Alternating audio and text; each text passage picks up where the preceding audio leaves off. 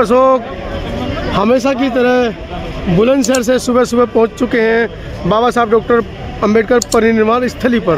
प्रदीप जी, क्या संवेदनाएं हैं आज के लिए? आज के लिए यही संवेदना है कि बाबा साहब भीमराव अम्बेडकर जी ने, उनकी जीवन संगनी माता रमाबाई जी ने पूरा जीवन पर्यंत संघर्ष किया और संघर्ष करने के बाद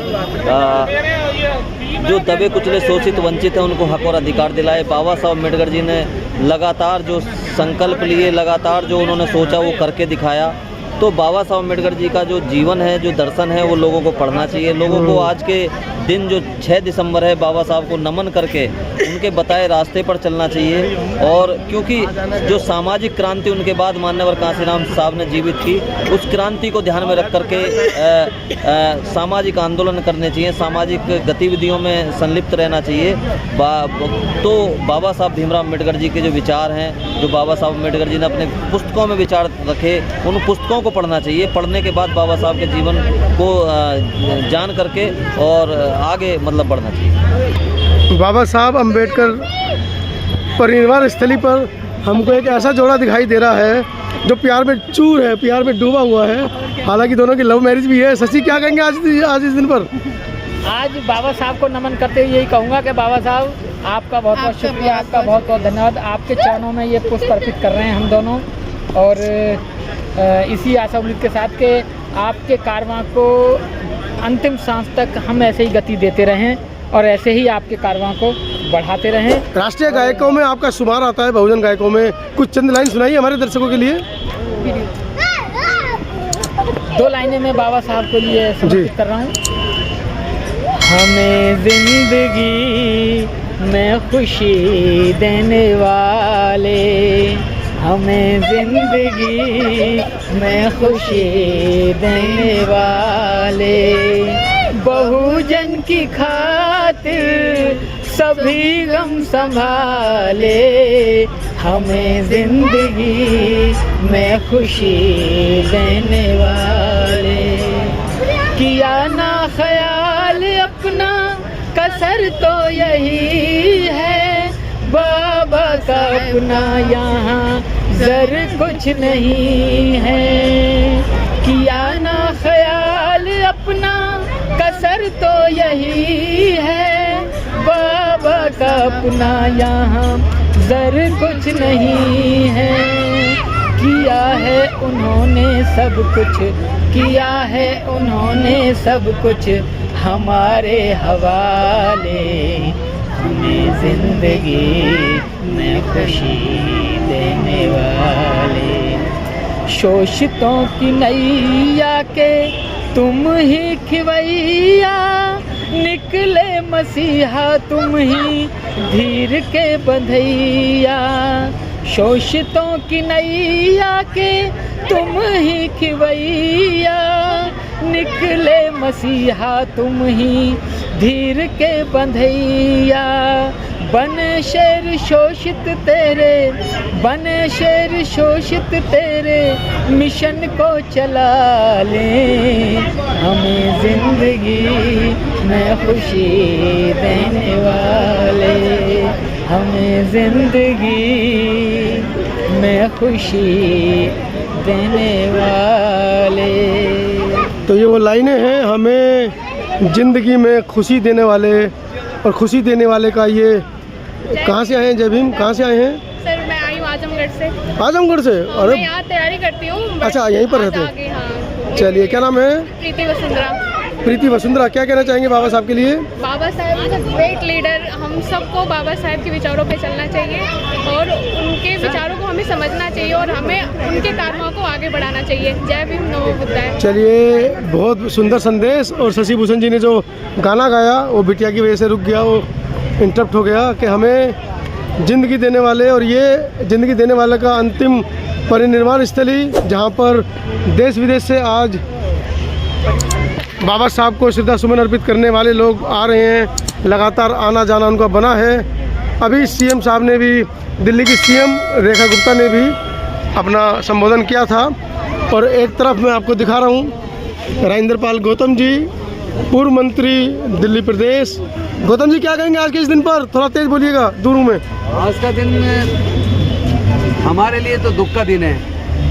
इस पूरे दुनिया में जो मानवतावादी लोग हैं, पूरे दुनिया के जो वंचित लोग हैं, जो लोग हजारों साल गुलाम रहे, जिनके हजारों साल की गुलामी को तोड़ने के लिए डॉक्टर बाबा साहेब अम्बेडकर जी ने अपना पूरा जीवन जलाया, अपने 5 में से 4 बच्चों को और अपनी पत्नी को गंवाया और पूरा जीवन जलाकर हमें हजारों साल की गुलामी से मुक्त करके गए। वो दिन आज ही का दिन था। तो आज के दिन पूरे दुनिया के अंदर लोग डॉक्टर बाबा साहेब अम्बेडकर जी को भावभीनी श्रद्धांजलि व्यक्त कर रहे हैं। और हम लोग भी पहले संसद भवन में, फिर इंदिरा भवन में, 24 अकबर रोड पर, उसके बाद 26 अलीपुर रोड पर डॉक्टर बाबा साहेब अम्बेडकर जी को अपनी भावभीनी श्रद्धांजलि हम पुष्पांजलि अर्पित करने के लिए आए हैं। इसके बाद दिल्ली के विधानसभा में जो बड़े संघर्ष से मूर्ति हम लोग बाबा साहब की लगवाए थे, और ये वाला जो स्मारक है, राष्ट्रीय स्मारक, यहाँ भी कभी जिंदल रहा करते थे और इसको मुक्त कराने के लिए बड़ा संघर्ष हम लोगों ने किया। सालों तक यहाँ धरने प्रदर्शन किए समता सैनिक दल के माध्यम से। और एक समय ऐसा आया कि जिंदल जी ने दिल्ली हाई कोर्ट में केस डाला, हमारे खिलाफ स्टे का ऑर्डर करवाया। उसके बाद भी हमारा संघर्ष जारी रहा और इस स्थान को हम लोग मुक्त करा के राष्ट्रीय स्मारक बनवाने में सफल हुए। और जो हाई कोर्ट में उसने केस डाला था हमारे खिलाफ, वो भी मैंने खुद समता सैनिक दल को एक वकील के तौर पे भी हाई कोर्ट में रिप्रेजेंट किया था। मुझे खुशी है कि आज वो जो हमने संघर्ष किया, जो लड़ाई लड़ी अपने मसीहा के राष्ट्रीय स्मारक बनवाने की, हम उसमें कामयाब हुए।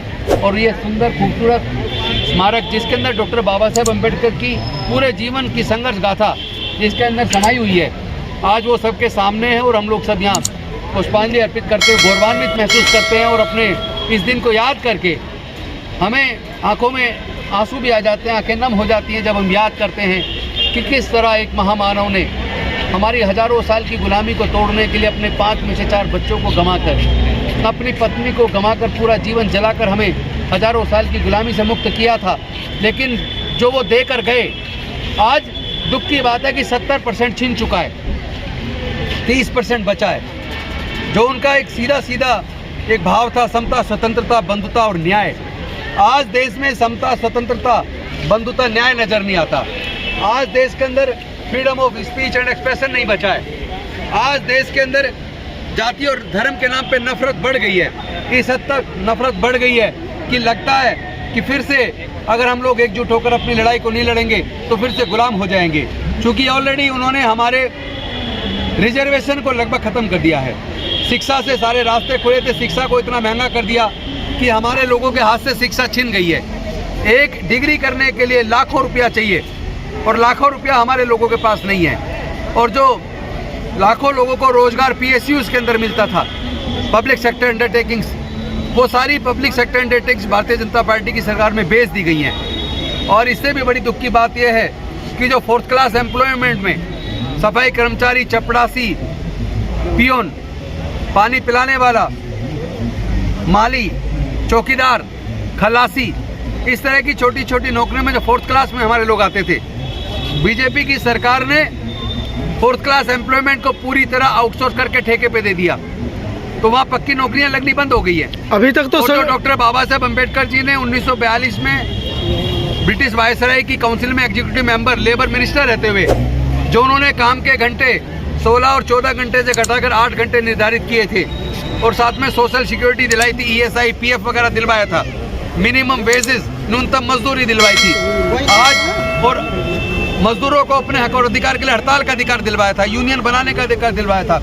आज की केंद्र की सरकार ने वो सारे अधिकार छीन लिए हैं। अभी करीब 7-10 दिन पहले उन्होंने मजदूरों के संबंध में एक कानून लागू किया है और उस कानून में जो घंटे बाबा साहब ने 14 से घटा के 8 घंटे निर्धारित किए थे, उसको बढ़ा के 12 घंटे कर दिया।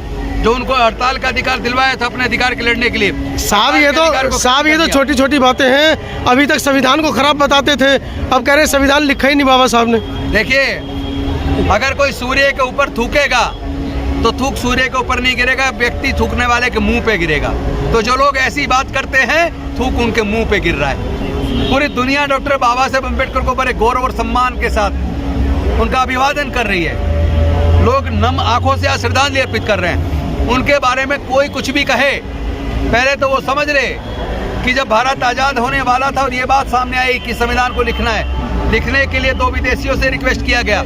उन दोनों विदेशियों ने कहा कि भाई आपके भारत के अंदर डॉक्टर बाबा साहेब अम्बेडकर हैं जो कॉन्स्टिट्यूशनल एक्सपर्ट है, उनसे लिखवाइए।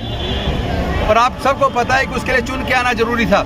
संविधान सभा में डॉक्टर बाबा साहेब अम्बेडकर महाराष्ट्र के मुंबई से चुनाव हार गए थे, जबकि वो कॉन्स्टिट्यूशनल एक्सपर्ट थे, चाहते थे कि संविधान सभा में जाऊं। वो तो खुली चुनौती दे रहे हैं। पता है, कह रहे डिबेट करो हमसे है कि बंगाल जो आज का बांग्लादेश है, उस वक्त वो ईस्ट बंगाल था। वहाँ से प्रोफेसर जोगेंद्र मंडल जी ने अपने पद से इस्तीफा दिया और डॉक्टर बाबा साहेब अम्बेडकर को रिक्वेस्ट किया कि आप यहाँ से आइए, और वो शेड्यूल कास्ट फेडरेशन से वो जीत के आए थे। उनके इस्तीफे के बाद वहाँ जाकर डॉक्टर बाबा साहेब अम्बेडकर जी ने चुनाव लड़ा और चुनाव लड़कर वहाँ से जीत के वो संविधान सभा में पहुँचे। और आप सबके लिए, पूरे देश के लिए, लोग के लिए जानकारी होनी चाहिए, संविधान सभा के निर्माण के लिए टोटल 18 समितियां थी।